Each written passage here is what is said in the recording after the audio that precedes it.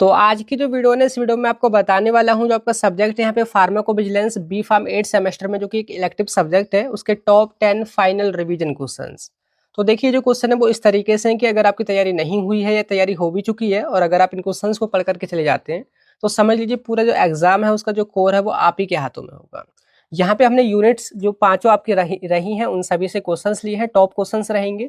ठीक है, इनके अलावा और भी जो शॉर्ट क्वेश्चंस हैं, जो क्वेश्चन छूट गए हैं, उनको हमने प्रॉपर इंपॉर्टेंट क्वेश्चंस में कवर कराया है। तो इनका सॉल्यूशन और उन सभी का सॉल्यूशन आपको हमारे बैच में मिल जाएगा। फार्मेसी वाला ऐप पर जाकर के ज्वाइन कर सकते हैं।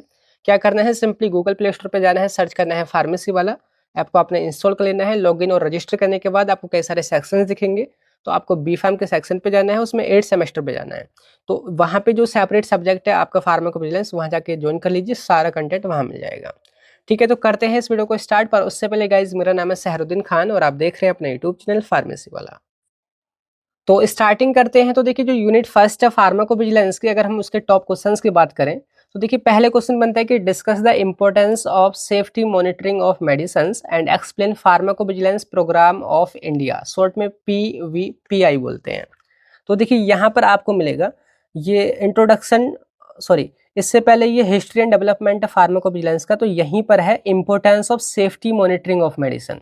तो क्या है इसकी इंपॉर्टेंस वो आपने बताना है। और इंडिया के अंदर जो प्रोग्राम चलता है pharmacovigilance program of India PVPI, तो उसको आपने अच्छे से कवर करना है। तो ये मैंने कवर करा रखा है, ध्यान से आप जाकर के जो निकल लीजिए, वहां पे मिल जाएगा आपको। ठीक है, बाकी आप खुद भी कवर कर सकते हैं। नेक्स्ट यहाँ पे क्लासीफाई एडवर्स ड्रग रिएक्शन यानी कि ADRs and explain causality assessment, severity assessment and management of ADR। तो ये भी क्वेश्चन इस यूनिट से बहुत ही इंपॉर्टेंट है। यहाँ पे आपको मिलेगा इंट्रोडक्शन टू ADR के अंदर कि भाई क्लासीफाई कीजिए ADR को, उनको कैसे डिटेक्ट करोगे, कैजुअलिटी को कैसे असेस करोगे, सिवियरिटी और सीरियसनेस को कैसे असेस करोगे। तो आप इस तरीके से ये वाला क्वेश्चन को जरूर से देख लीजिएगा। ठीक है, तो ये भी इस यूनिट से बहुत ही इंपॉर्टेंट है। अब यूनिट सेकंड की बात करें तो उसमें जो टॉप क्वेश्चन बनते हैं देखिए वो है discuss cohort study and case control study in detail and explain application of Med DRA and standardised Med DRA queries. तो यहाँ पे देखिए आपको मिलेगा एक्चुअली में ये क्वेश्चन मैड DRA और मैड DRA क्वेरीज वगैरह यहाँ से बन रहा है। ठीक है, और ये जो आपकी टर्म है यानी कि cohort study, case control study, तो ये यूनिट थर्ड में दे रखा है एक्चुअली में। तो ये क्वेश्चन कॉम्बिनेशन में आ जाता है इस तरीके से। यहाँ पे मिलेगा case control study and cohort study. ठीक है, तो इसको आप ध्यान से कवर करके चलिएगा। आगे यहाँ पे explain establishment and operation of pharmacovigilance और drug safety department in hospital, industry and CRO। आप किसी भी फार्माकोविजिलेंस प्रोग्राम को कैसे इस्टेब्लिश करोगे किसी भी हॉस्पिटल के अंदर, या ड्रग सेफ्टी डिपार्टमेंट को कैसे आप यहाँ पे इस्टेब्लिश करोगे किसी इंडस्ट्री में या कॉन्ट्रैक्ट रिसर्च ऑर्गेनाइजेशन में।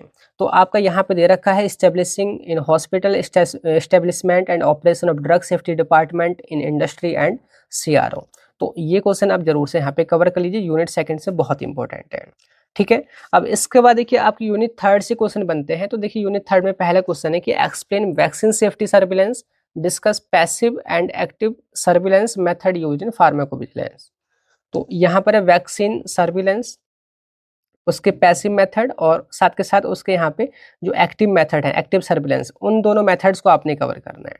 ठीक है, ये मैंने क्वेश्चन कवर करा रखा है। आगे यहाँ पे डिफाइन कीजिए, सॉरी डिस्कस कीजिए cohort study and case control study को डिटेल में। तो इस यूनिट में भी यहाँ पे आपने कवर करना है, मतलब कि दोनों एक ही जगह हो जाएगा। ठीक है, नेक्स्ट यहाँ पे यूनिट फोर्थ आपकी स्टार्ट होगी। यूनिट फोर्थ में जो पहला क्वेश्चन रहेगा वो है explain ICH guidelines for pharmacovigilance and discuss organisation objective and expedited reporting. तो यहाँ पे ICH की जो गाइडलाइन है आपकी यूनिट फोर्थ के अंदर मिलेंगी।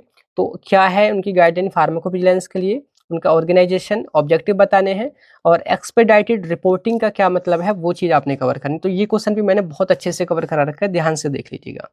नेक्स्ट क्वेश्चन आपका बहुत ही इंपॉर्टेंट है, वो है define pre clinical studies and explain phases of clinical trial and post marketing surveillance यानी कि PMS।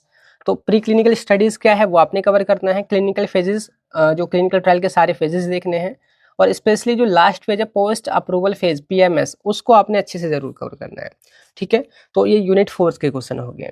अब यूनिट फिफ्थ की बात करें तो यहाँ पे पहला क्वेश्चन है कि एक्सप्लेन कीजिए फार्माकोजेनेमिक्स, जो कि ADR रिएक्शन का है, विद सुटेबल एग्जाम्पल। तो यहाँ पे है फार्माकोजेनेमिक्स ऑफ ADR, तो ये विद सुटेबल एग्जाम्पल आपने कवर करने हैं। ठीक है। नेक्स्ट है यहाँ पे एक्सप्लेन ड्रग सेफ्टी इवेल्युएशन इन स्पेशल पॉपुलेशन। ड्रग की सेफ्टी को आपने इवेल्युएट करना है अलग अलग पॉपुलेशन में, जैसे कि प्रेग्नेंट वुमेन्स के अंदर या छोटे बच्चों के अंदर या बूढ़े लोगों के अंदर। तो ये क्वेश्चन बन जाता है यहाँ से, ड्रग सेफ्टी इवेल्युएशन इन स्पेशल पॉपुलेशन, यहाँ पे दे रखा है। अगर बाई चांस ये क्वेश्चन नहीं आता है तो दूसरा क्वेश्चन आ जाता है कि एक्सप्लेन कीजिए रोल ऑफ सीडीएसईओ इन फार्माकोविजिलेंस। और आपने डिस्कस करना है शेड्यूल बाई को, ड्रग एंड कॉस्मेटिक एक्ट का जो शेड्यूल बाई है उसको डिटेल में डिस्कस करना है। तो यहाँ पर देखिए सीडीएसईओ उसका क्या रोल है फार्माकोविजिलेंस में, और जो शेड्यूल बाई है ड्रग एंड कॉस्मेटिक एक्ट के अंदर, तो उसको आपने यहाँ पे अच्छे से कवर करना है। तो टोटली आपके टॉप 10 क्वेश्चंस रहेंगे। अगर आप इनको अच्छे से पढ़ करके चले जाएंगे तो समझ लीजिए कि आपकी तैयारी बहुत अच्छे से हो जाएगी। तो जल्दी से जाकर के बैच में ज्वाइन कर लीजिए जिन्होंने ज्वाइन नहीं करा है। बाकी जो ज्वाइन कर चुके हैं अपनी पढ़ाई स्टार्ट कर दीजिए। And all the best for next examination.